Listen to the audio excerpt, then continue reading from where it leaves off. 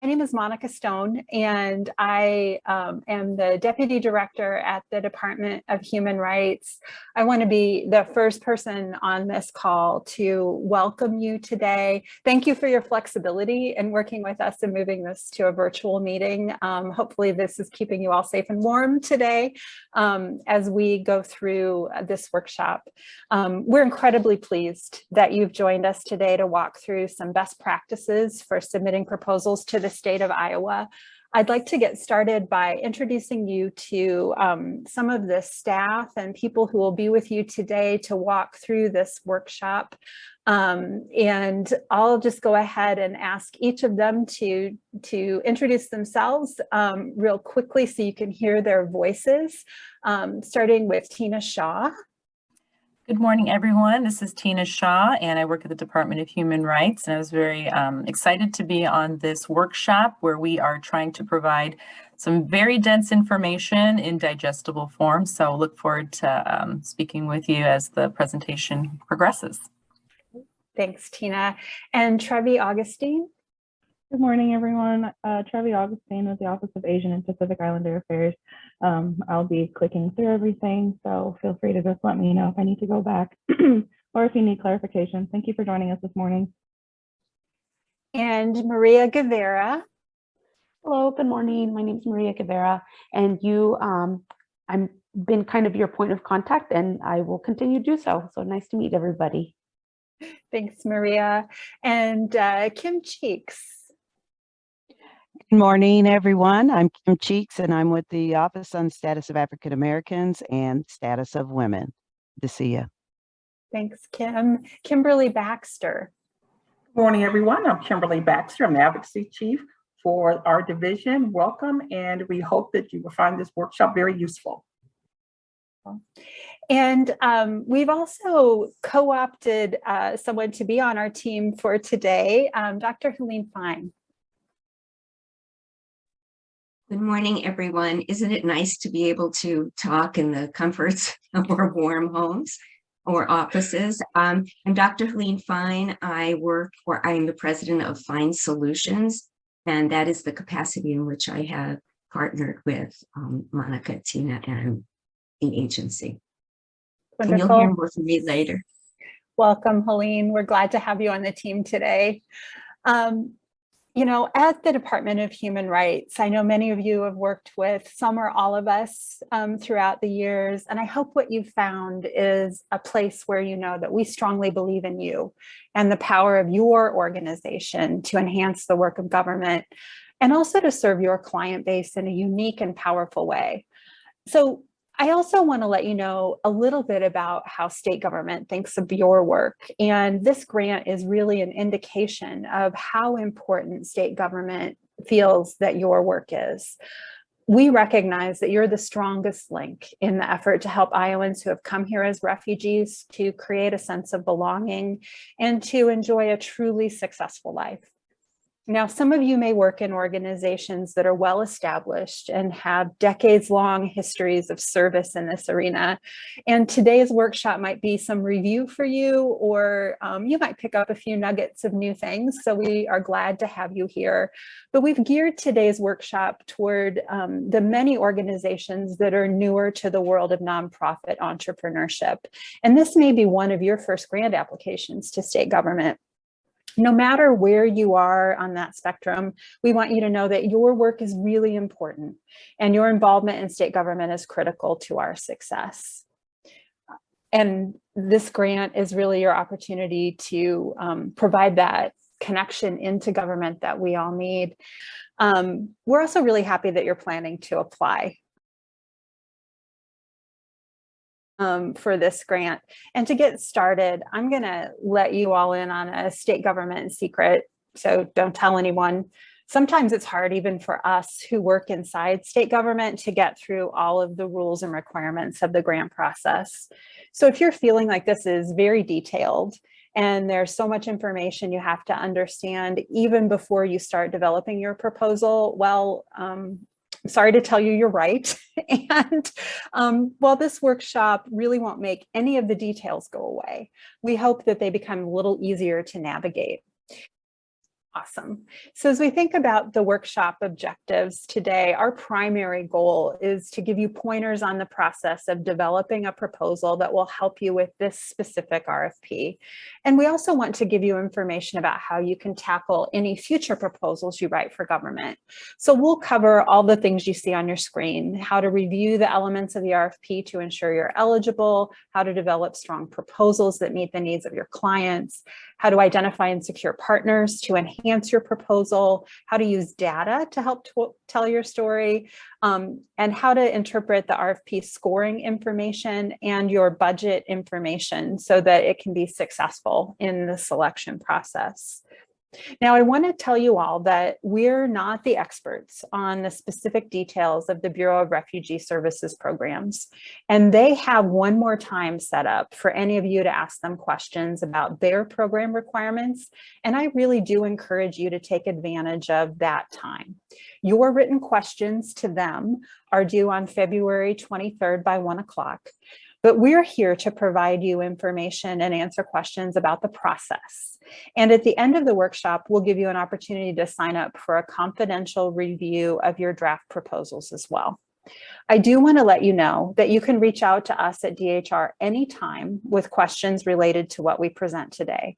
We are not a part of that selection program or program team. And because of that, we don't have the same restrictions on communications that our friends at the Bureau of Refugee Services have. To get us started, I'll be reviewing the state solicitation process and technical requirements. Tina Shaw and Trevi Augustine will then walk through more information about the community services and startup funds. We'll take a short break, and then Helene Fine will join us to share some very important information with you about strategic planning and crafting your budget proposals. We are recording this session. I probably should have said that first.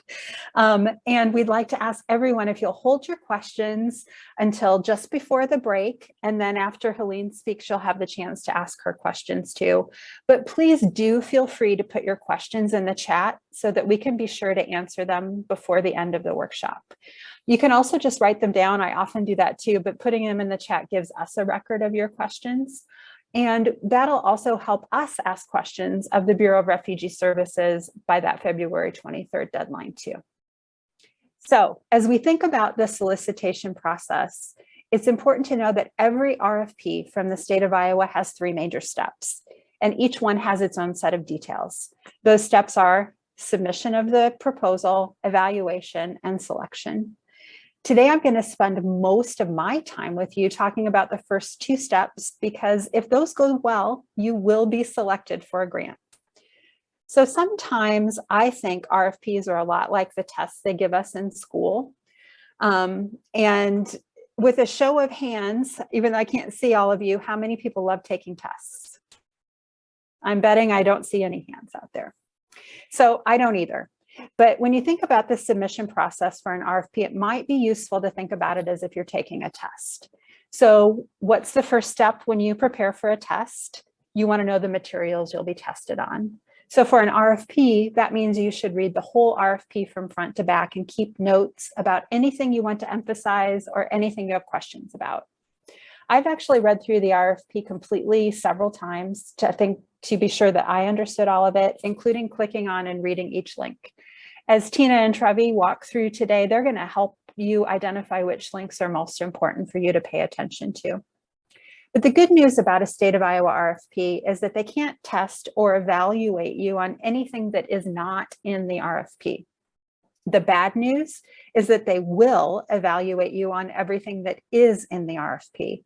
For that reason, it's worth your time to know that you understand each part of the RFP fully and use the question and answer process so that you can completely know what the expectations are.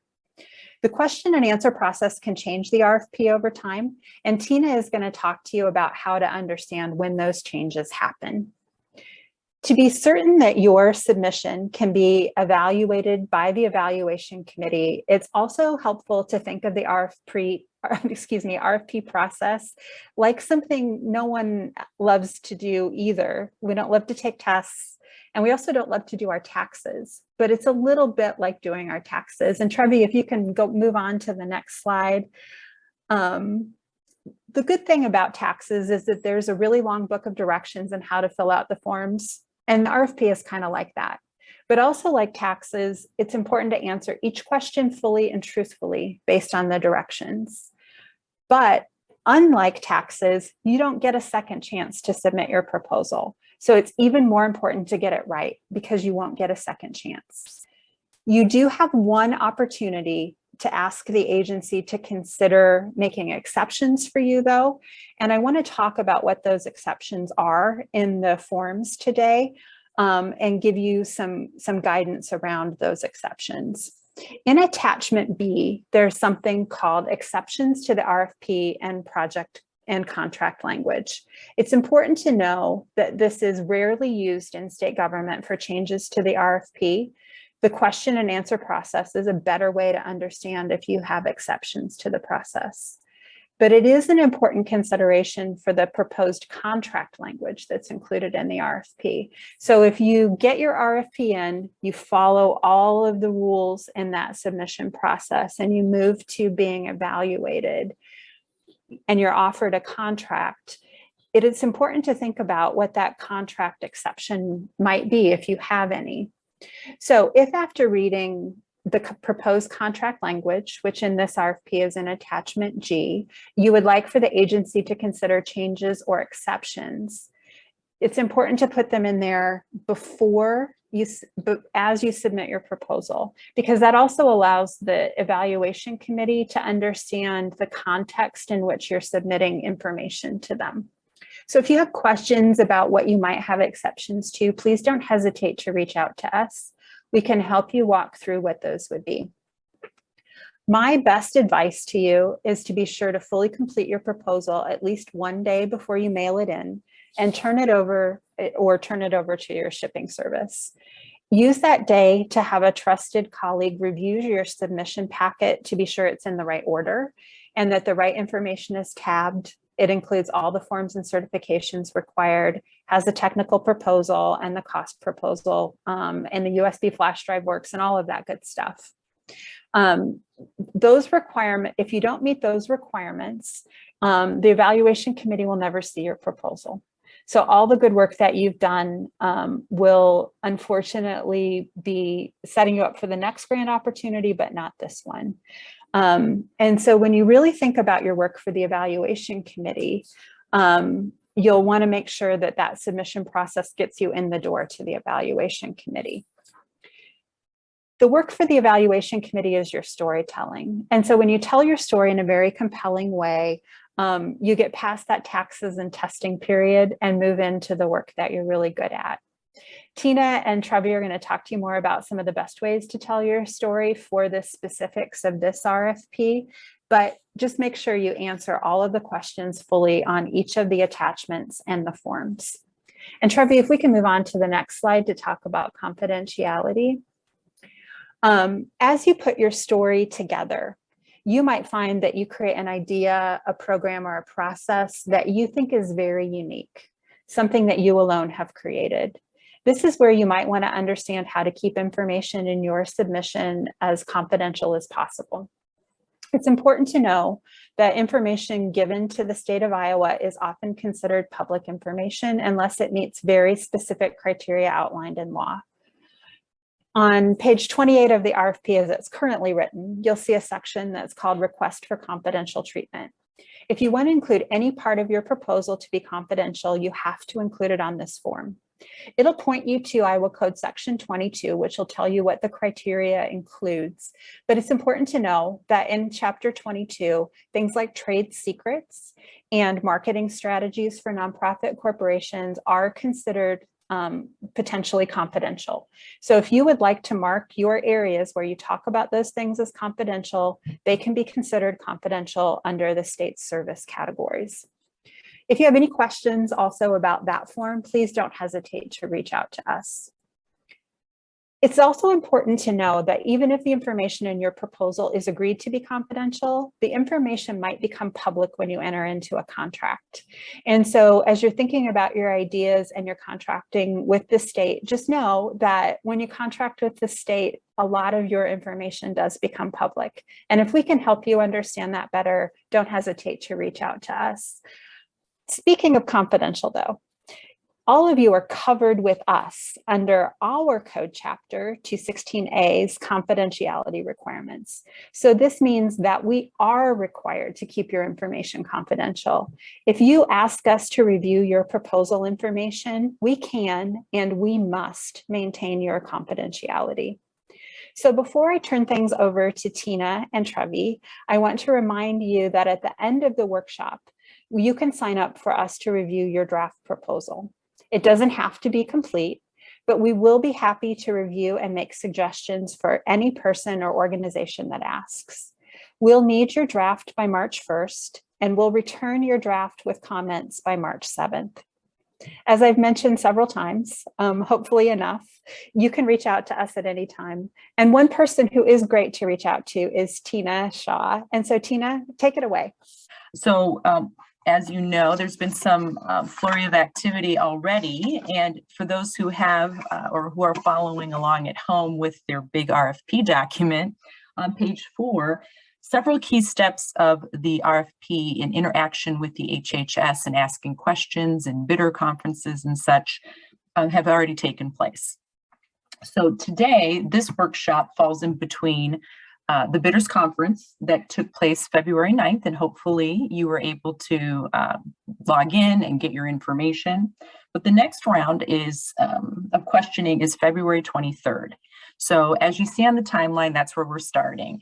So round 2 of questions from bidders will be due to the agency at this time. Don't forget, there's a spreadsheet that captures your questions. It's not a free-form type of communication. It's very structured when you're doing services or bidding for services with the government. So please put that on your calendar for any questions that you have that come up during the course of this presentation, or even when you're doing your homework and preparing for your test, to Monica's analogy. So the agency, HHS, will be required to put answers on that portal. And I'm going to walk you through the portal because I think that's a big piece of this, is where did you even get this information?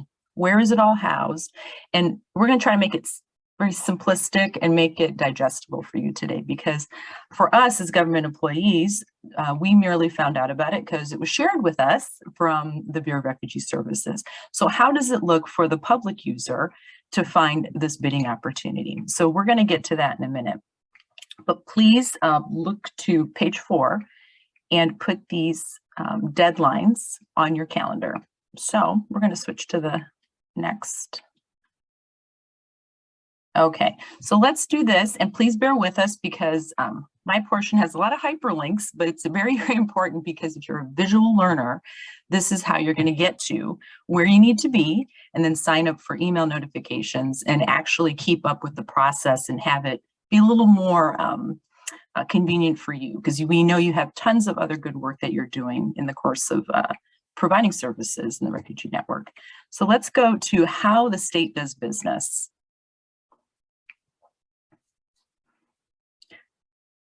So there's a website for that, and there's an agency with the Department of Administrative Services.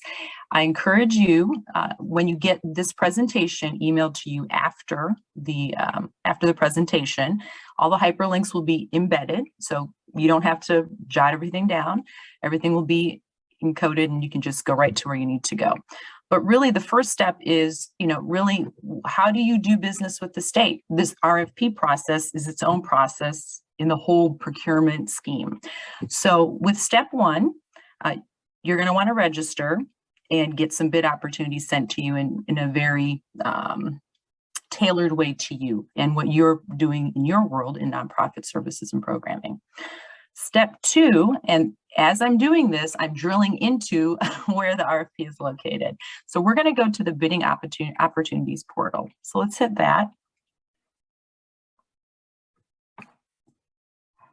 Okay, this is going to take you to another website. This is not the portal. This is telling you that the Department of Administrative Services hosts other agencies' bidding opportunities. And depending on how the agency has set up how it makes awards or contracts, which you don't need to know, but there's two links up at the very top. We're going to go to view hosted solicitations because the Department of Health and Human Services has their own procurement system. So they're a system within the system when it comes to contracting out and putting out the bids.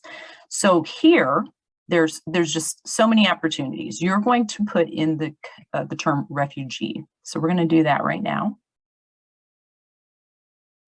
And voila, you have just found the RFP that we're going to talk about. So we're going to click on that. And the way this screen reads, we're going to go all the way down to the bottom first because we want to point out a convenience all the way down to the blue bar at the end. It says, want to receive email notifications about this bid? Sure, sign up here. So we're going to click on that and we're just going to show you, you put your first, last name in and your email. So once that is received by DAS or HHS, they will put you on that listserv and you should be getting updates for anything related to this RFP. So we're going to bop out of that. We just wanted to point that out to you because yes, it wasn't very easy to get there, but it's there. And we wanted to show you how you do that and how you can also look for other funding opportunities that could be germane to your work or relevant to your work. Okay, so as we see the screen, the very last document, attachment 000, and we're going to kind of go through some of this. It's in chronological order, starting from the bottom, working its way up. So as the RFP process, progresses and changes, you're always going to want to look for the most up-to-date version of things because as Monica stated in the first portion, amendments happen, things change because they get inquiries and they need to be more detailed in how they're asking for things or how they're displaying or communicating things. So on January 1st, that was the initial, I guess the beginning of let's put some forms up and let's put the RFP up. So, and even our workshop flyer or notice is at January 11th. So we're working our way up. What we're looking for most recently is the amended version of this RFP, which is a request for proposals. And you'll see a track changes versus clean version. Now, what does that mean? So that basically means, just like on a Word document, when we open it up, we can see where they detailed the information a little bit more and they tracked the change. So we're going, and clean just means without the amendment being shown, like what changed from the last time, basically. So we're going to open up track changes, amendment 1. Yep, that one right there. So let's start right here. This red bar to the left indicates a track change. So because of the first round of questions, they had received a lot of questions about tightening up the award funded amounts and extensions and etc. So we're going to get to that in a little bit, but that red bar shows you that they tightened up that language or made it more clean. Here's that matrix here or chart of all the deadlines. Page 4 is very important so you don't miss a test or a homework assignment. We're going to scroll down a little bit more. And I just want to point out the changes for you to really focus on when you're doing your homework. And this is page 7. And I want to point out that red long line because that link can be very useful to you as you're thinking about your targeted community for service and programming in your proposal.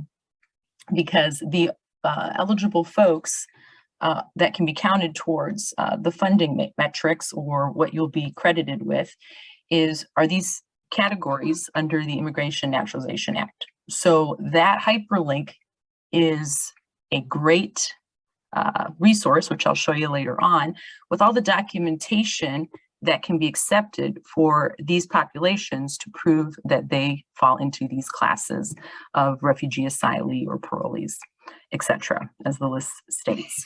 So I'm going to go up here a little bit more, and there was some, notice the red track changes to your left for those who are still interested in that. There's not too many, but the BRS did receive a lot of questions regarding reporting because that could be onerous and pretty cumbersome.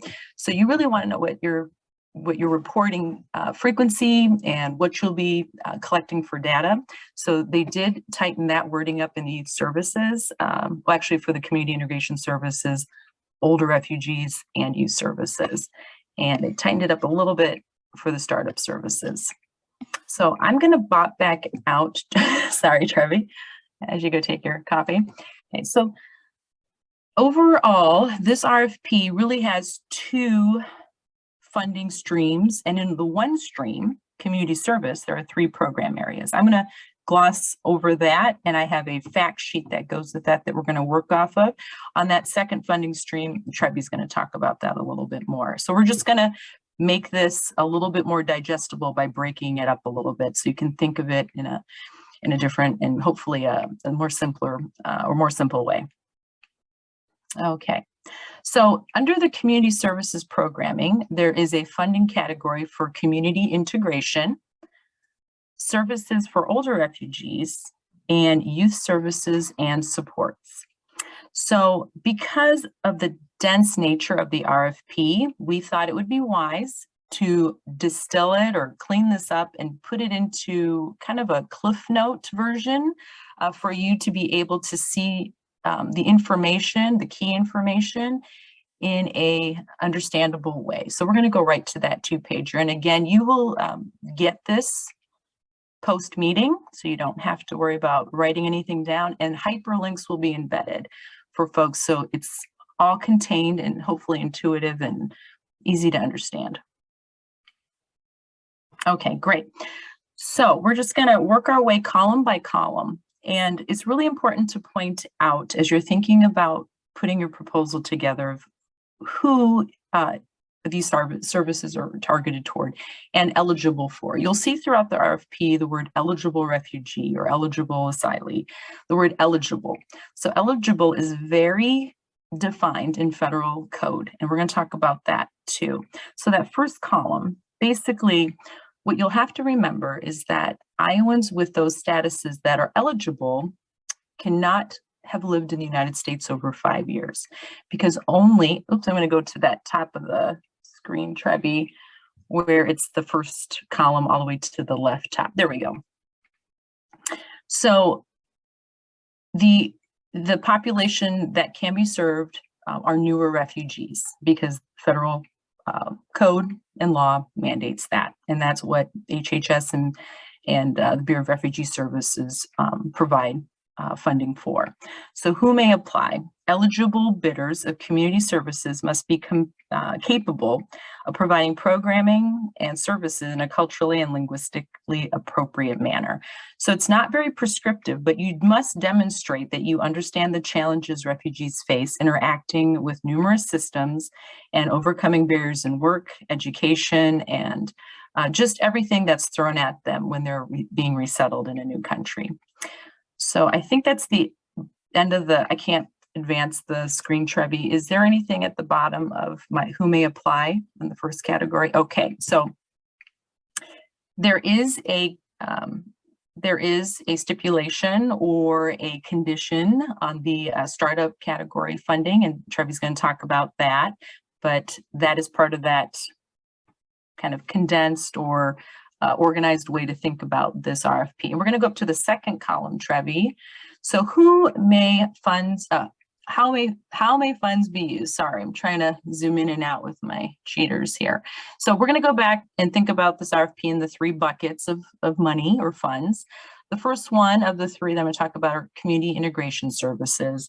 And that, there was a lot of language and a lot of description on what you can do. I just boiled it down to these bullet points where focuses of service should be a part of your proposal. And that's English proficiency, digital literacy training, banking and financial literacy courses, educational presentations and training on nutrition and meal planning, transportation education, so management, mobility management courses. I'm thinking like how to use the bus system or other types of transit or knowing your options. Health and wellness education, and other training and education for identified needs. So we'll talk about where to get that information too, because that's kind of a very big bucket of work, and maybe that's where the innovation comes in on your end. Older refugee supports. Here they have a very defined age as well as the residency requirement. So 5 years or less in the United States, and refugees who are 60 or older. And the target objectives for the service delivery is aging services. We know that seniors are isolated and they may not know about the aging services or the systems in their community. We have supportive services that if they could get access to, so it's a government access issue, nutrition services or meal delivery, elder abuse. So it's a lot of connectivity to what's already available in their communities. Another area is to create opportunities to live independently through transportation, home care, adult daycare, or respite care. And thirdly, naturalization. This is a priority so that they're not at risk for losing their Social Security or supplemental security income or the disability income under federal benefits. So again, just pulling out the big headlines, but definitely refer to your RFP for all of the fine print. And last but not least are the youth services and supports. So this seems to be more robust. They've got a lot of objectives and opportunities to compete for funding. They'd like to develop opportunities and activities to promote social and life skills, provide opportunities for social engagement with peers, introduce American culture while maintaining and celebrating the youth's cultural heritage, support English language learning, math, and other skills or curriculum, academic support, so homework, if you're thinking virtual backpack and school transitions, develop health and financial literacy. And then this is the employment and training piece with career development, skill building, resume drafting, understanding workers' rights and training. So it'd be interesting to see if soft skills would be included in that. So, but it is a big bucket of getting people ready and pointed in the right direction. The age requirement is 18 and younger. However, and I'm going to show you the link, do not miss in the RFP those blue hyperlinks if you're looking at it on your computer. And I've got them organized on the second page here. But those links are incredibly important because what applies to the Iowa Bureau of Refugee Services will trickle down to all of you because you'll have to comply with rules that are being directed by the federal government. So in this little asterisk here, which is kind of the Refugee School Impact Program, if you want to click on that, Trevi. So it did stipulate for 18 and younger, but under this program, which was one of the footnotes or hyperlinks, there is this Refugee School Impact Program where you may serve youth who are over the age of 18, but they must be enrolled in high school or a GED program. So it's an example where there's some fine print in this RFP. Do not miss the opportunity to click on those hyperlinks. Because just like when you're taking a test or getting ready for the test, some of that important information that can improve your grade are in the footnotes or the fine print. So we're going to go back out, Trevi. So on the second page, we're going to come back to Trevi's section about startup capacity building, but here on the back page of the fact sheet are the award amounts. I think people are pretty aware of those by now, but the maximum award for a single bidder for the first initial 2-year contract term cannot exceed $325,000. The maximum award for a single bidder for refugee community services projects will be capped at $125,000 per state fiscal year, and that runs from July 1 to the next year, June 30. So we run it's not a typical calendar year, so you might want to get yourself acquainted with the state fiscal year process. And then the maximum award for a single bidder for startup funding is $75,000, and Trevi's going to get more into that. But based on contract performance, awardees are eligible to secure up to 4 one-year contract extensions, and that is up to BRS based on performance. So after the 2-year initial contract period, you can be eligible based on performance for 4 one-year contract extensions. That's different from the startup though. So again, we're just thinking about those 3 program areas that applies to, and that's youth, older refugees, and community integration. So the next page on the next section of this fact sheet page is how do I apply? I think I've already showed you that. All the forms are there. We're going to talk a little bit more with Helene after this segment and after the break. Helene's going to really explain how your organization's strategic planning and your vision and your scope of services will really impact how you put a budget together. And she's going to do a great job for us on that. So hang tight. But again, the fine print, what you see at the bottom of this fact sheet, is what other guidance should be included for this contract funding. So throughout the RFP, in those program areas that you're reading, you'll see those hyperlinks that I pointed out. That's kind of the fine print. A lot of the funding that comes to the state has federal conditions, and you're going to see things like 45 CFR Part 400. Well, we're going to click on that. It's not as mysterious as it sounds. CFR stands for Code of Federal Regulations. Basically, it's just administrative rules at the federal level that apply to the administration of refugee funds at the state level.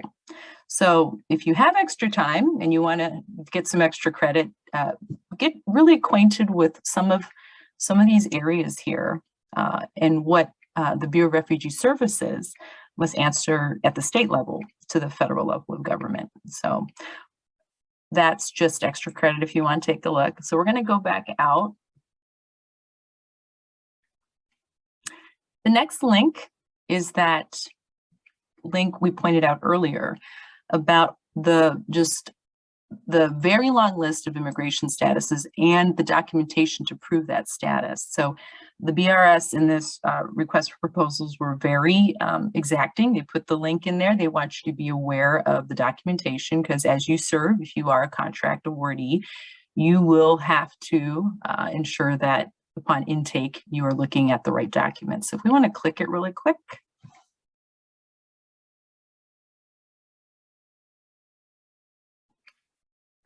And as we drill down, this is a great resource for you either now or later, depending on the types of people you serve. There's tables at the bottom.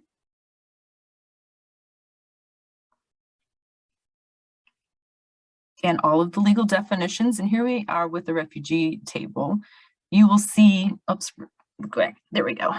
I-94 is probably the most common, from my understanding in advocating and working with some of the refugee support network organizations, but there are different statuses based on the type of refugee description or how they enter the United States. And that also applies to asylees, which is the next chart.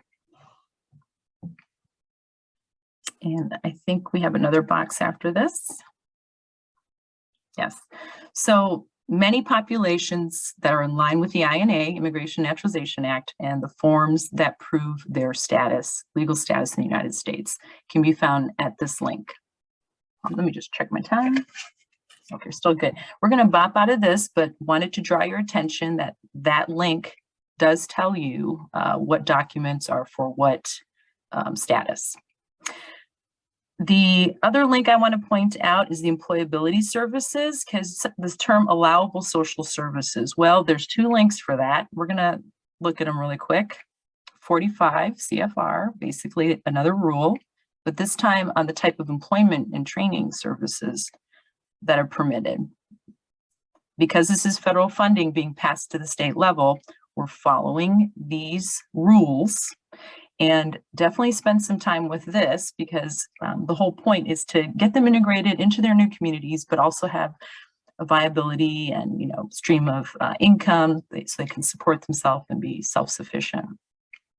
So here are some of the services, and this may be good ideas on future services or how you can fortify the ones you're already doing. So that would be related to employability. So next we're going to go out to the other link. And this is other services. And these federal rules, we're going to scroll down. These are other eligible activities that you can provide. And the RFP does do a very nice job of listing them out, but this is where you would go to the actual source of that information, and it's a little bit more detailed. And if you have any questions about any of these programming areas, again, you have that last and third opportunity to ask the Bureau of Refugee Services for technical clarity on these particular activities. And you can now refer to the federal code that's in the RFP. Okay, we're gonna pop back out. Okay, let's see where I'm at time. I'm at 10:25. Let's do a couple more. Services to Older Refugee Program. Let's do that one. So I can't do all of them. Okay, about 3 more minutes. Yep, older, perfect. So the RFP is aligned obviously with this policy letter, but this again provides a little bit more detail that may help you focus or get clarity on some of the program goals and services that are in the RFP. So if we scroll down a little bit more, it says states should focus their SLR, which is Services for Older Refugees, and activities in the following areas. And helping older, ORR stands for the Office of Refugee Resettlement. So the government documents will have a lot of acronyms. That's the Federal Office for Refugee Services and Resettlement, whereas in Iowa, it's the BRS, Bureau of Refugee Services. So we've got this objective of helping older seniors, which we know can be a challenge to even reach or recruit, but it's the allowable activities to help them integrate into their community and not be isolated. And I just want to point out here, and I think Helene's going to touch on it later, but it's the value of partnerships and collaborations, because this may not be an area that you currently offer programming, but you know that you could reach the communities it's intended to. So really think beyond just your own organization and who can you partner with to make the proposal more successful or in an area you hadn't thought about. So it's if you want to think about it as coalition building or collaboratives, Helene hopefully will talk a little bit more about that. So we're going to bop back out. I have 1 more minute. And let's go to that school impact program. But before we click it, you will notice that there's 2 guidance or footnotes or fine print on the same program funding. So one is guidance and then one's a letter, but they both apply. So let's go hit the first one, guidance on refugee school impact program.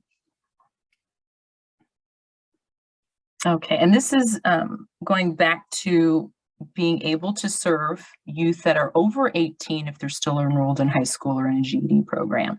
So this is that program. And if you have any questions about the delivery of elements of this program, I highly encourage you to put that into the chat. We can capture it, or you can pose it directly to the agency, HHS, for the next round. But there, if you want to scroll down just a little bit, there's 4 or 5 pages, I believe, to this program document. And it runs the gamut from childcare and early childhood education, parent integration education, parents and children, holistic services. That could mean a range of things. So get yourself acquainted with this condition to serve youth that are over 18. If they're eligible.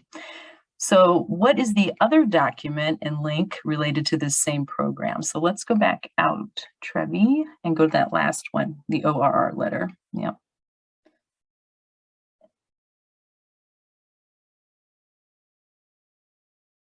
Okay.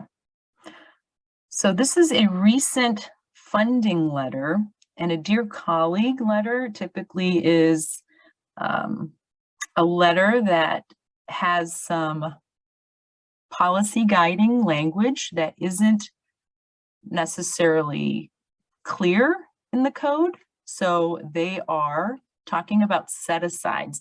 That's not something you have to worry about. It's more of the accounting of how money comes to the state and what is set aside or earmarked for certain types of program categories. So for this one here, this school impact program, it looks like they've put an emphasis on the pool of folks who can be eligible to be served. And then if we can scroll up just a little bit more. And some of these dear colleagues actually show funding. This is the point I wanted to make here. Let's scroll to Iowa. So this set aside or program funds for this fiscal year cycle. So you really know what's in this bucket of set aside funds that could be applied to youth programming is 228 youth. I think that's the column header, Trevi, at 560. There we go. Yep. Total arrived. Maybe that, okay, that was probably what was the number of historical youth served maybe the year prior, because I'm seeing the fiscal year up top and then the allocation. So this gives you a sense of the amount of funding available. So that's why it's here.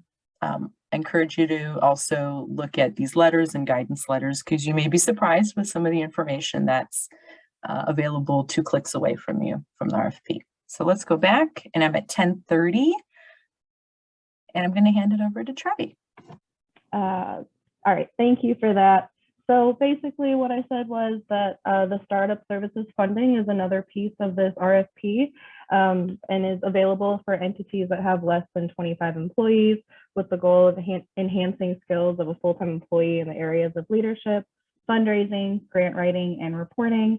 The maximum award is $75,000 in its initial 2-year contract term, and it's non-renewable. And this is available only for folks who receive funding in the previous sections that Tina talked about, or sorry, received awards in those sections. All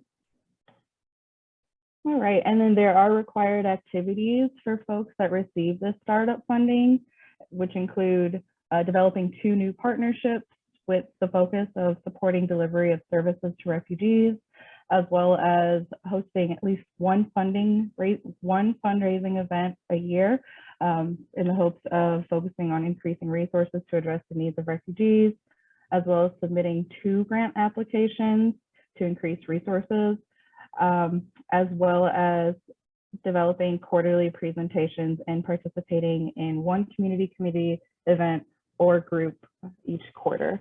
And that is what we have. So those are the main points on this updated RFP with track changes. Oh, and that is what I have for startup funding. Also good to know, like Tina and Monica emphasized, that there is still another round of questions. And just a reminder that those questions due to the agency are February 23rd by 1 p.m. And we should be seeing those responses by February 28th. And if you don't mind if I interject, from the bidders conference that folks, hopefully some of you were able to get on there. I know we had some technical difficulties getting in, but that bidders conference that took place not that long ago, there was a lot of questions regarding the startup funding because does the less than 25 employees apply to larger organizations that want to start up in a new service area with less than 25 employees? So there was a lot of questions around that. Just stay tuned to the portal that we showed you, because they are required to take that back to the RFP committee, which where a lot of the questions from the bidders conference is being discussed, and that technical information will be coming your way on the portal and as it's required by law. So we'll see a lot of the answers surface. I think the deadline for that is February 23rd. Yeah, so, no, excuse me, February 28th. Agency written responses to round 2 questions. So I think that's where we are, right? Okay. So very soon, some of the organizations that posed that question about the 25 employees or less, I think those were more for the big organizations in the refugee support network, but we're just waiting to see how that is addressed as well. So that's all I had to say about the startup from the questions. Wow. So Dr. Fine, take the floor.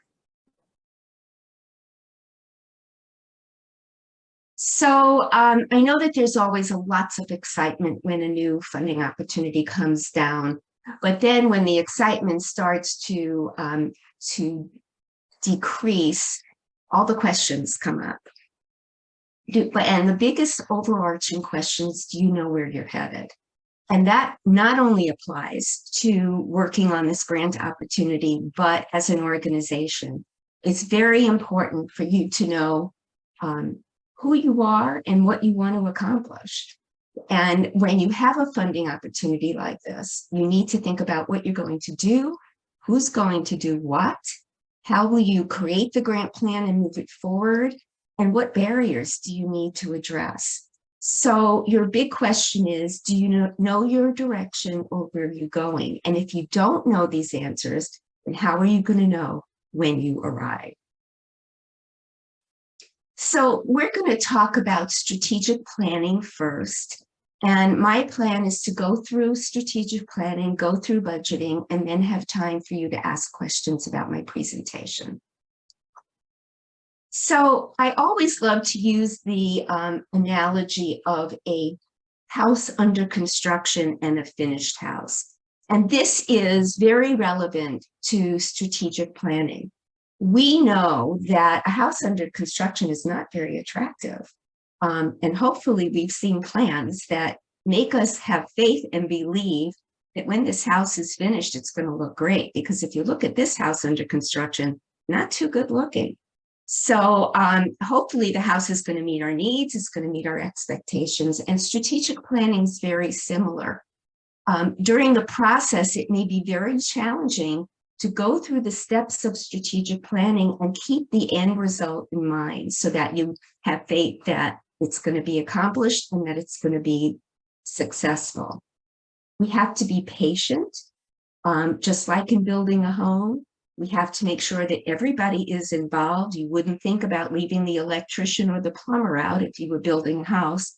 You need to make sure that you keep your team comprehensive so that everyone who needs to be part of the team is involved. And you need to go through the pain. It's a good pain, but the pain of the process. So here are several important questions to consider as you develop your strategic plan and as you develop your plan for the grant application. What are you learning about your organization as you go through the RFP process? You're going to see places where you are lacking and places where you're strong. And that's fine because you can fill in the blanks. You can make sure that you fill in those holes. How will your organization be different if you get the grant? Because you're not going to look the same. You're going to look different. What and how might other parts of your work be affected by the grant? What new potential partners, and Tina talked about this, what new potential partners exist if you get the grant award? And how are you going to ensure that the grant connects with your vision and mission? How will the grant impact the future of your organization, short-term and long-term? And I want you to start out by, I want to encourage you to start out by imagining that you're celebrating at the end of the grant. What does the celebration look like? And what does your organization look like? So what is a strategic plan? And I've seen many, and I've helped many organizations with this process. A one-pager is usually not comprehensive enough. It's a tool to define your organization's goals and the actions that you're going to take to achieve those goals. It's going to include your vision and mission statements, your long-term goals, as well as short-term and annual or yearly objectives, an action plan of the steps your organization is going to take to move in the right direction, and a review of resources, how they will be allocated and reallocated to fit the plan. Now, with resources, we're not only talking about money, but we are talking about staff. We're talking about where you work out of, technology. All the resources that we use on a daily basis need to be considered with a strategic plan. So here are the elements of a strategic plan. Of course, there's the vision, and we're going to go through each one of these in detail. And remember, you will be getting this guidebook, so don't be concerned about taking notes madly. You have your mission statement, you have your objectives, a plan of action, your approach, and your tactics. So let's talk first about mission and vision, because these are probably two of the most misunderstood terms used when a strategic plan is being developed. The mission statement summarizes your organization's purpose and why you exist. Basically, it's what you do. A vision statement is broader. It extends your mission to the ideal future state, how you'll meet your organization's purpose, and it's where you're going. So let's look at some examples. And the first example is from the Refugee Council of the United Kingdom. And remember, the vision is future-oriented and broader. And their vision is that refugees are welcome to live safe and fulfilling lives, contributing to the United Kingdom. That's a very broad, very lofty, very ideal vision. Their mission is their purpose or what they do. And they will work with refugees to transform their experience of seeking protection in the UK. The website is here. You can take a look at it, but they also include their common values, their ambitions, what they hope to accomplish, and a strategy plan. Example 2 is from the Office of the United Nations High Commissioner for Refugees, UNHCR. It's also known as the UN Refugee Agency. Their vision is to envision a world without refugees. Wouldn't it be an amazing world if we could all imagine everybody safe in a home where they feel comfortable and they can prosper? This organization not only has a vision and mission, but they have two other comments that they have added to expand on their mission. Their vision is, as I said, a world without refugees. Their mission is to protect refugees and empower them with hope and opportunity. So they walk alongside refugees during their greatest time of need, from emergency or crisis and beyond, through months and often years that many are displaced from their home countries. They give refugees the hope they deserve and restore their dignity and help them rebuild their lives. So those are their purpose, the mission, and the two amendments are their mission. And their vision is very broad, very lofty. Example 3 is Colorado's Behavioral Health Administration, and it's their Division of Refugee Services. And their vision is that refugees are safe, healthy, and prepared to achieve their greatest aspirations. Their mission is to ensure the effective resettlement of refugees and promote their advancement past self-sufficiency to long-term integration. Great mission, again, a lofty vision, but a great mission. And they also include their common values. By the way, I did not mention, if you have questions, you can put them in the chat and we'll address them at the end of my presentation, or you will be able to send them to me later because my contact information will be the last slide. That you'll need to copy down because it's not part of the guidebook. So what steps should we follow to create a good strategic plan? The strategic plans for each of the organizations that we saw that included their vision and mission, you need to align your strategic plan steps with your organization's vision and mission. That your strategic plan should continue to inspire your organization as you move forward with the goals that are part of your vision and mission. And you should revisit and update your strategic plan as often as needed.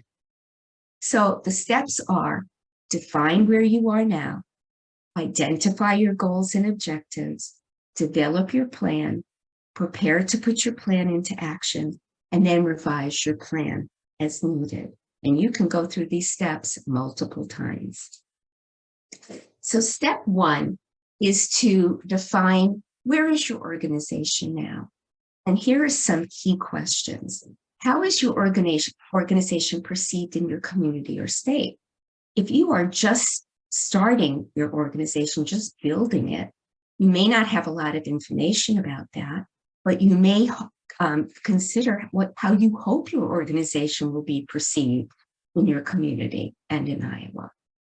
What tools do you use or will you use to collect input from your stakeholders? What data have you collected or will you collect? I am a firm believer in data-driven decision-making. So you need to collect input from your stakeholders, and there are many ways to do that. You need to collect input from your board, from your clients or customers, and you need to collect that data and spend some time reviewing it and digesting it. What tools do you use to collect input from your employees? What data have you collected, or what do you intend to use? Many of us forget to ask the people who work with us every single day, how are you doing? How do you think our organization's doing? What ideas do you have for the future? At this point, many organizations do a SWOT analysis, and that stands for strengths, weaknesses, opportunities, and threats. And this is an important part of what your organization can do as you go through the strategic planning process. What does your organization do well? Where do you outperform other organizations? And this needs to be honest. It needs to be frank. And if it could be data-driven, that would be great. Weaknesses, again, honesty. What do other organizations do better than you? And then opportunities. And this RFP that we're talking about today is a great opportunity for your organization, but what other opportunities exist? And finally, threats. What could keep you from success? Inexperience, lack of staff, lack of internal resources. You need to think about what potentially could keep your organization from succeeding. Step two in developing a strategic plan is identify your goals and objectives. Think of this step as developing a map of where you are going next. Consider where you are now and where you hope to go next, or where you want to end up. So in step two, you're going to set some goals, which are the outcomes set to achieve the mission of your organization. Objectives are specific measurable actions, milestones set for the accomplishment of the goals. So goals are general and longer term. Objectives are specific and measurable. Objectives are the concrete deliverables that make the goal come to life. And those of you who are educators, you know a lot about goals and objectives because we need to set those for our students. So here are a couple of examples. Let's say that your goal is to solve transportation challenges that refugees have in our community, and that is a huge one in Central Iowa especially. So you want to solve the transportation challenges. What's your objective? What's something specific? What's something measurable that at the end of a time period, you're going to be able to say, we either did this or we didn't do this, but we need to do it better. And one objective might be to create a driving class for refugees. That would support your goal, and it should also support your vision and mission. A second goal might be to create a more inclusive workplace culture, and with DEI, a lot of organizations are setting similar goals. Your objective, again, is specific and measurable. Have 6 minority speakers present to staff. Allow them to ask questions, allow them to understand what the minority speakers have to say. So you need to consider and pause and ask, how can we move closer to our mission? How do our next steps fit with our vision? How can we take what we do well and do even better in our next steps? And what about longer term? Where do we want to be in 5 or 10 years? Where do we want to be after this grant concludes? And how will this new opportunity impact our next steps and long-term goals? So there's lots of words on this page, and I apologize for that, but this is very important because this is developing your plan at step 3. Never lose sight of your vision and mission. And in your plan include the short-term and long-term goals, because setting long-term goals will be supported by the accomplishment of your short-term goals. How will you know what you have accomplished? What are your key performance indicators? You're going to need an evaluation plan to fit with the RFP requirements as well as your strategic plan.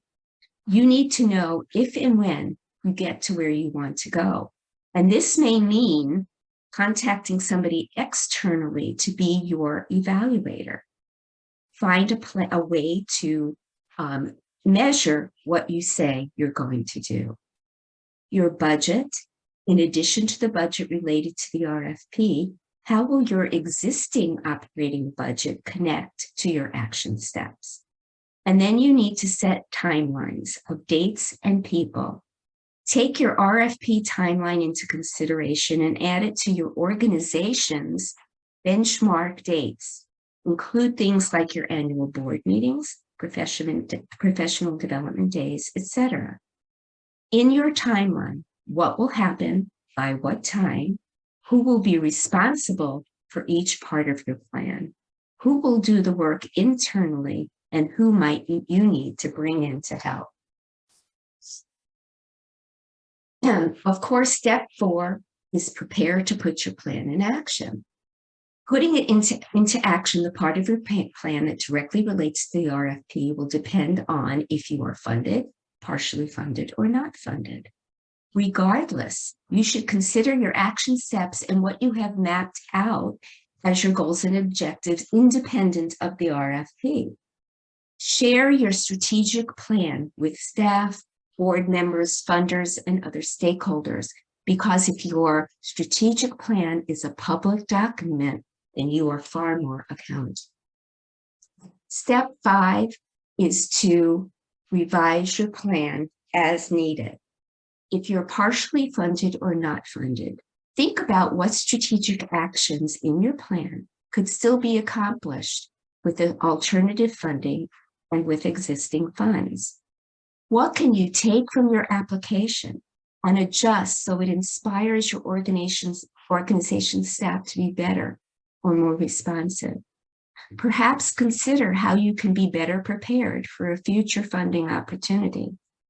Let the strategic plan continue to guide your organization and adjust your action plan as needed periodically.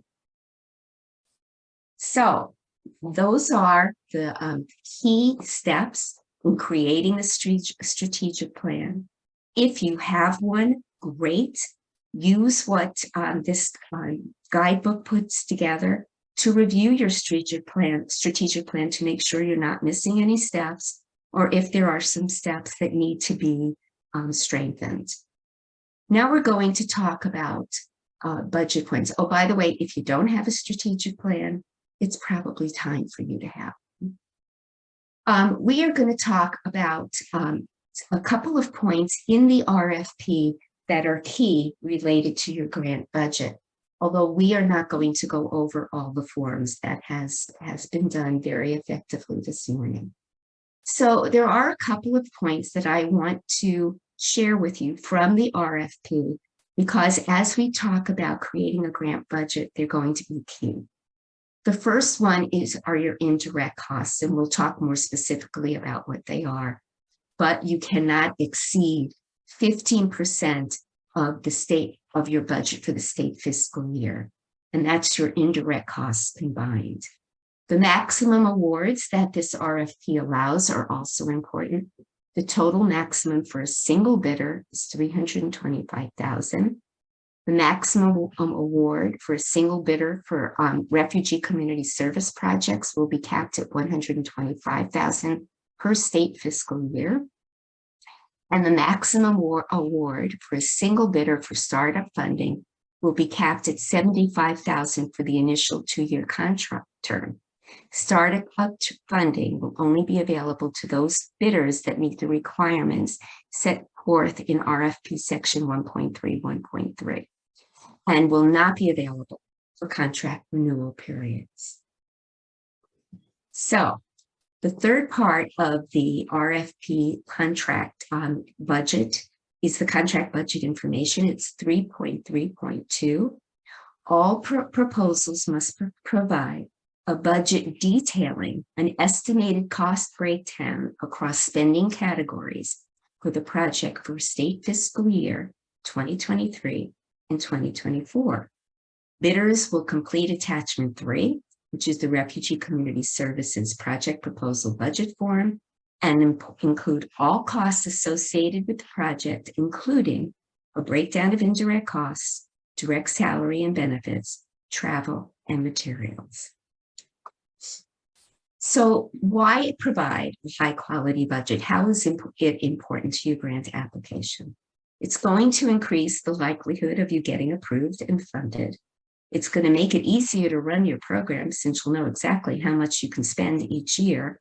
And it's also going to drive an accurate grant report that make it faster and easier to put that report together when it's time to report back to your funder. Questions to consider before you begin the budgeting process. What specific organizational budget information are you going to need to provide in the grant proposal? And by that, I mean your existing organizational budget. Does your organization have an operating budget that will need to be considered as you prepare your budget for the RFP? If you don't have an operating budget, perhaps it's time to prepare one. And it should connect very strongly with your strategic plan. You probably shouldn't be budgeting items that are not part or leading to your strategic plan. What type of expenses are eligible, and what time period does the grant cover?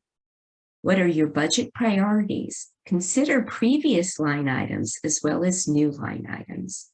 And it's very important, consider who's going to do the work. You can't go into a grant blindly thinking, well, we'll get it done. You need to be very intentional about knowing exactly who is going to do the work.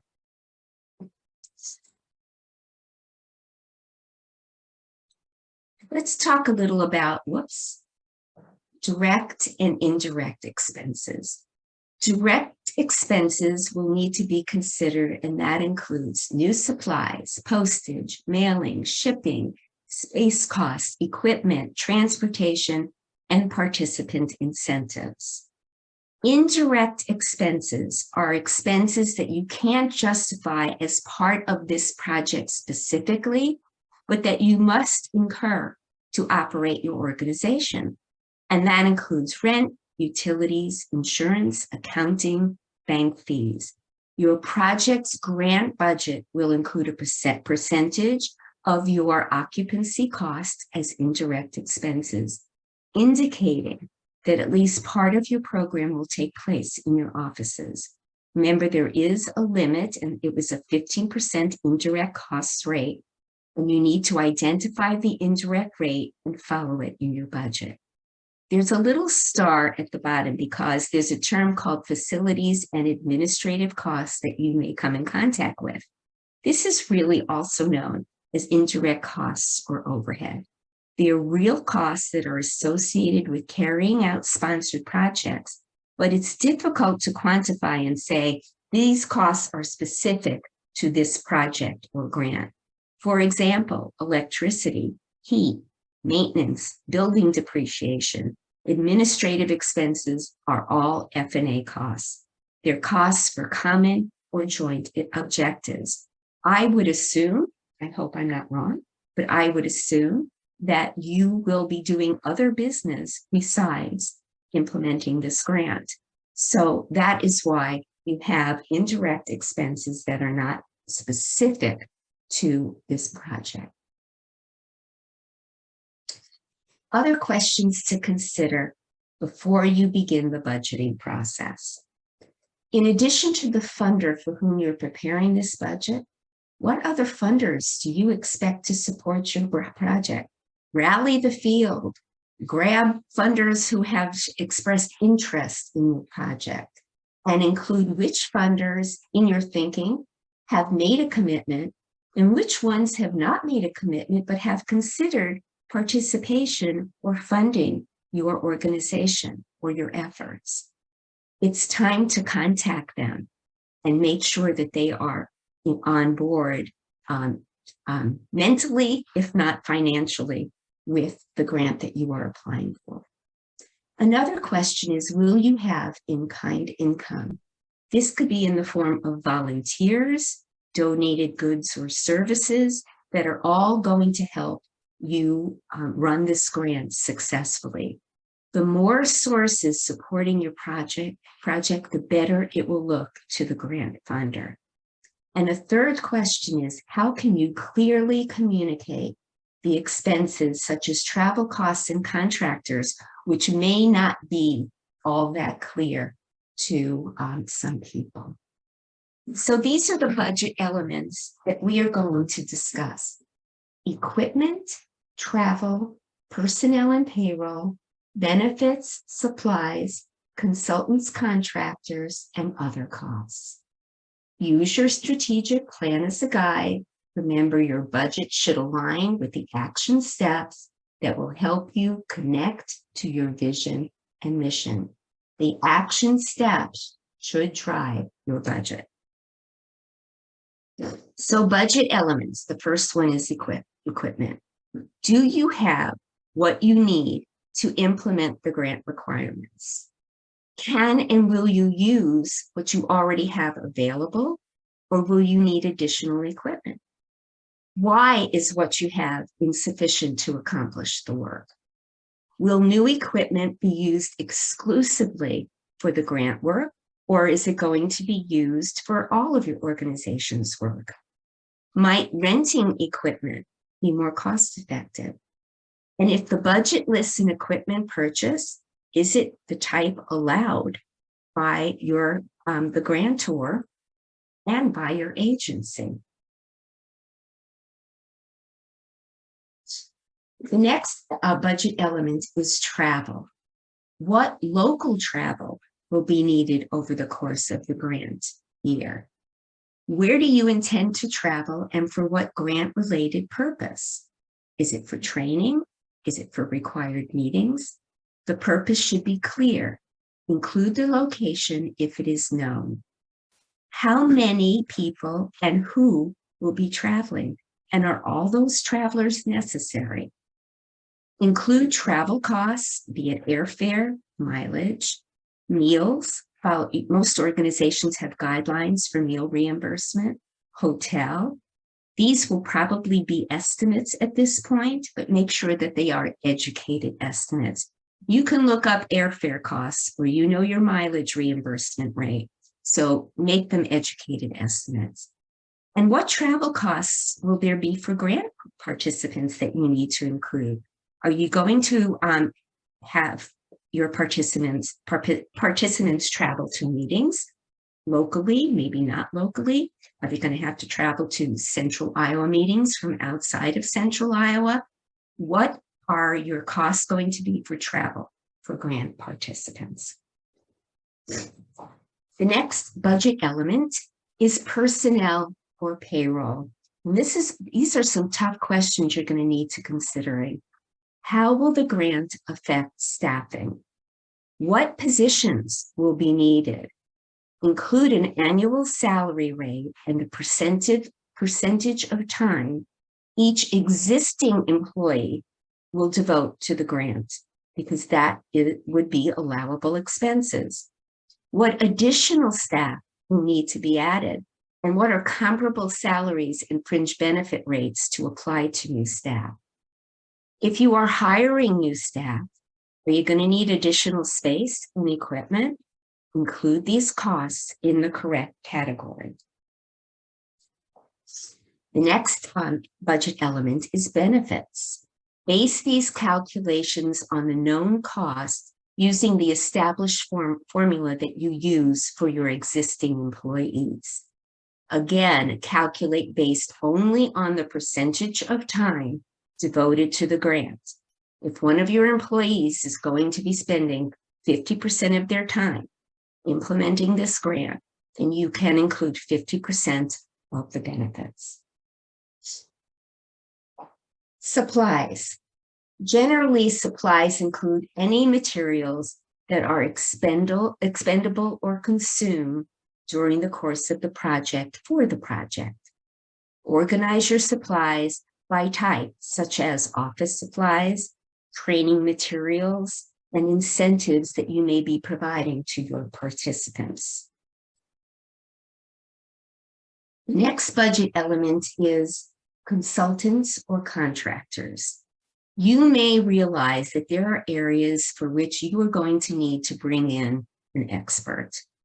For each consultant, list the name of the person you'd like to bring in, what service that person or their organization will provide, their hourly or daily fee, and the estimated time that they will be spending on the project.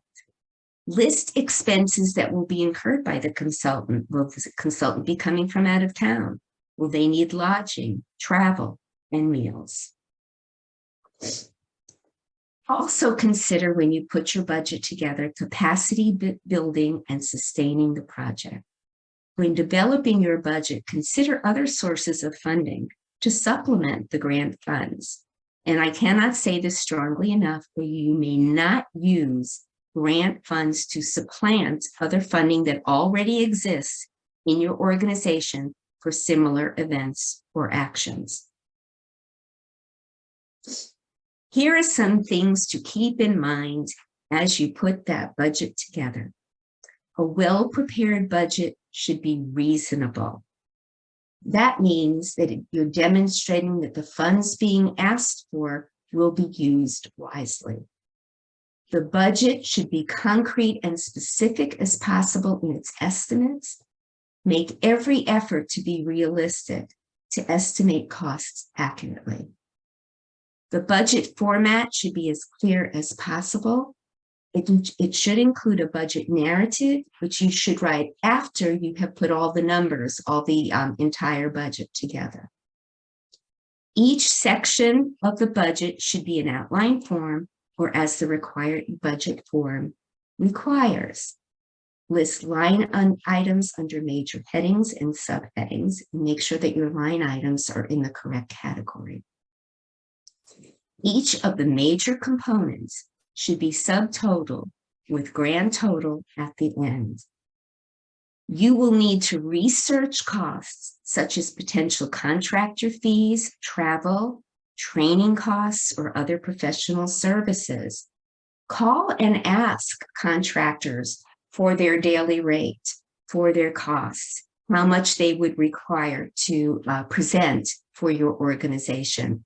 Any consultant or contractor should be able to give you an estimate of what the costs will be, so that you, again, offer educated information.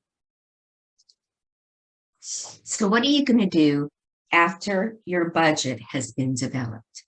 First, you're going to reread the budget sections of the RFP to be sure you have met all requirements. And I suggest you do this more than once, and I suggest you have more than one person reread the budget sections. It might be helpful to have a neutral person review your budget to see if it makes sense. Could be a board member. It could be somebody who is a friend of your organization, a volunteer, and they can give you an honest take on your budget. Think about if you are compliant with all that is set forth in the RFP. And if not, make the necessary changes, because if you are not compliant, you're not going to be funded. Are your budget requests allowable, allocatable, reasonable, necessary, and consistent? Make sure your numbers match. Is your budget narrative reflective of your budget forms? Do you tell the story of what your organization hopes to accomplish if you are one of the people who are given the grant? Have you kept the budget straightforward and only included information that adds value to the proposal?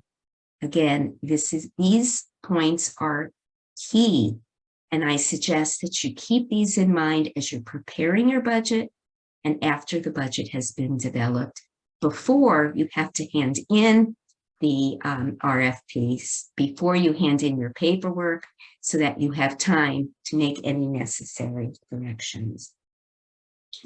Here is my email and my website. You can email me with questions. You can go to my website. There's a contact form that you can fill out on the website. You can contact me either way. I am happy to answer questions about this presentation, about strategic planning, about putting a budget together, and I'm happy to give you the answers that you need to be successful. Hi, everyone. I hope you can hear me. My internet connection seems to be a little sparkly or not sparkly right, but I did get a question offline asking if a strategic plan is required for submitting this proposal, and I just want to kind of let folks know that there's not a strategic plan that you have to submit associated with this proposal. We do hope that you take some time to put together a strategic plan, or at least start thinking about it as you put together your proposal, because it will make your proposal stronger and help you see how it fits in with the rest of your work in your organization. It's a lot of work to do all at once, creating a strategic plan and writing a proposal. And so it might be a really good idea to simply begin thinking about your strategic plan and getting that organized as you develop your proposal, and then come back to fully developing your strategic plan once the proposal is submitted. And so hopefully that's helpful. And if you work for an organization that's much bigger than Iowa, the good news is you can talk about your experience in other places to bring in information to this process too. I think hopefully I've answered those questions for everyone, but if you have more, please go ahead and send those too.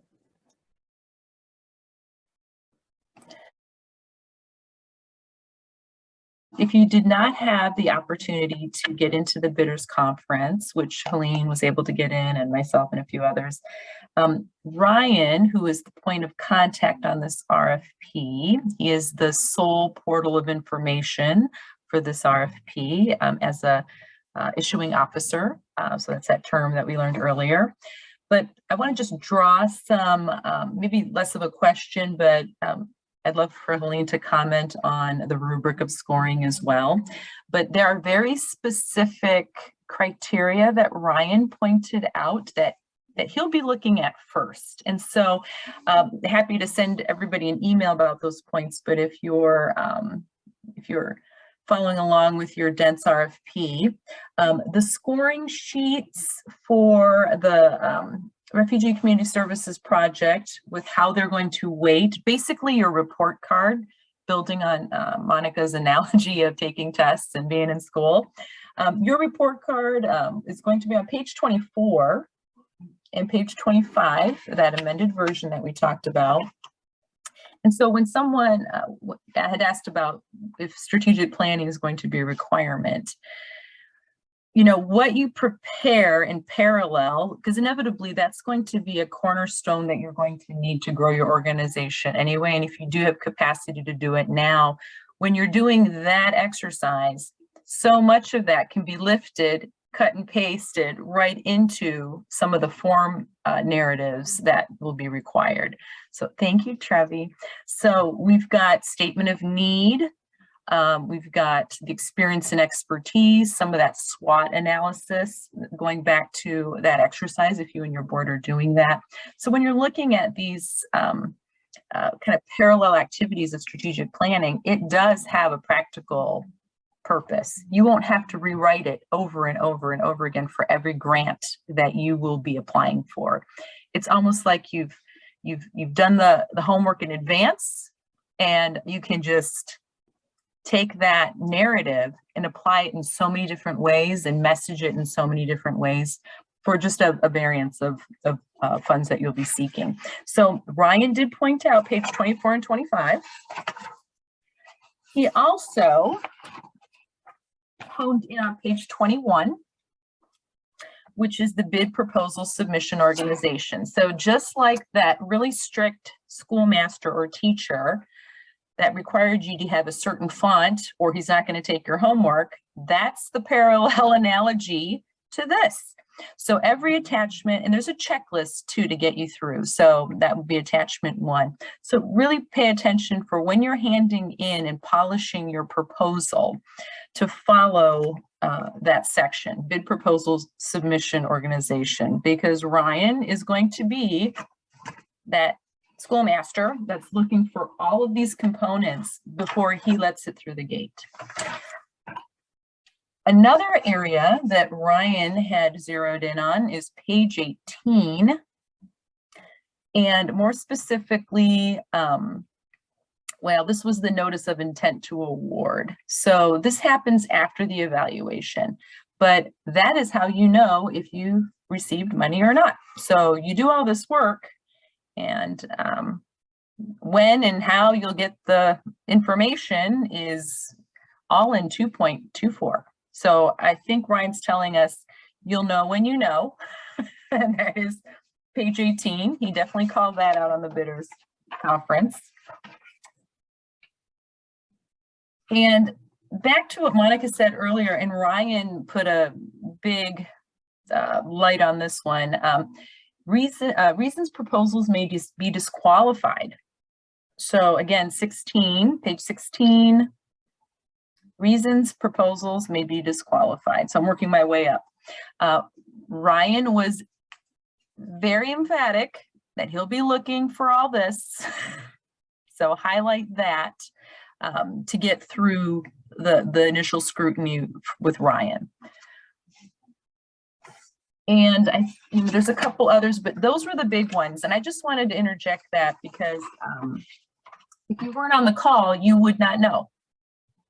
And if you didn't know about the call or had trouble getting in, so we wanted to just emphasize that, and how this process works is so different than maybe some foundation grants that you received where everything's just fluid and back and forth. But because of the law and the way it's structured, and also ethics and optics of procurement and making sure there's no favoritism, etc. That's why these rules are in place. So I just wanted to call that out. Just super quick and very heartfelt. Thank you for joining us today, and thank you for the proposal that you will be submitting. I don't say lightly how important this is to the state of Iowa, and each of you are the incredible people who can make this work with the refugees in Iowa more successful. So thank you for what you do. If you want to take us up on our offer for review or input into your proposal, please send a quick email to Maria Guevara sometime in the next couple of days, letting us know that that's your plan. We'll look for your proposal to be submitted to her at her email address that you all have when you registered for this workshop. By March 1st, if for some reason March 1st, you hit March 1st and you're like, oh gosh, I know I want to have this in, but I want to do a couple of tweaking things. We're not the proposal reviewers, so we can give you a little grace, but not everybody. So just, but by March 1st, we'll be looking for your proposal. By March 7th, you'll hear back from us. Let us know if you want comments written to you. And also, or if you want to sit down with your reviewer and talk through the proposal in, either via Zoom or in person, because we're happy to do that. Boy, hopefully all of you are going to sit down and kind of get your strategic plan in order and then start with the proposal. Don't forget to ask questions by the 23rd.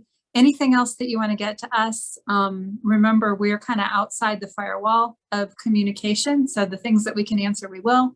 And boy, what have I forgotten? Hopefully that's it, other than stay safe, stay warm today. And if you need anything from us, please let us know. Thank you.